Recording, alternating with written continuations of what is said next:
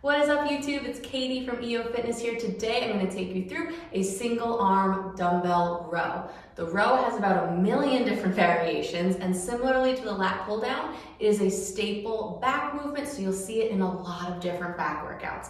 That being said, it is vital to understand what we are doing. So in this video, I will take you through some cues, I'll show you some mistakes to look out for, and I hope that you enjoy. To start the single arm dumbbell row, we'll place one hand flat on a bench and step 1 foot backwards. This is going to be the hand that we row with. Stepping the foot back will just create some space for us to actually row.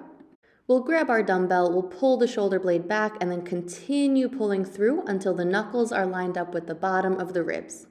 The first motion in this row is something called retraction. Okay, this is us just pinching the shoulder blade back. That is how we start this motion, and then we just continue pulling that through. One of the most common mistakes with the row is not utilizing that shoulder blade and not using the back and just pulling with the arm.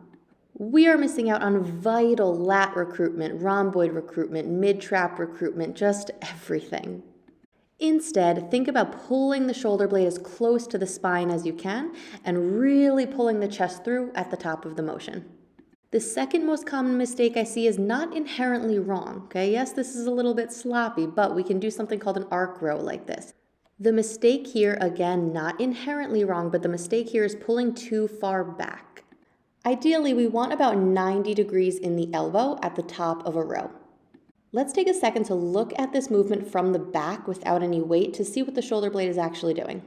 As you can see, the elbow is staying tight to the ribs. We're pulling that shoulder blade as close to the spine as we possibly can and pulling the chest through at the top. Back to some common mistakes. Another common mistake is using far too much momentum and just bouncing through this motion. If you find yourself doing this, your weight is far too heavy. Lower the weight, control the motion. And lastly, one more common mistake I see is people rotating the torso. I know it feels like you're getting more range of motion, but really you're just stealing range of motion from the thoracic spine or the mid-back. Instead, keep the chest and the belly button pointed straight to the floor.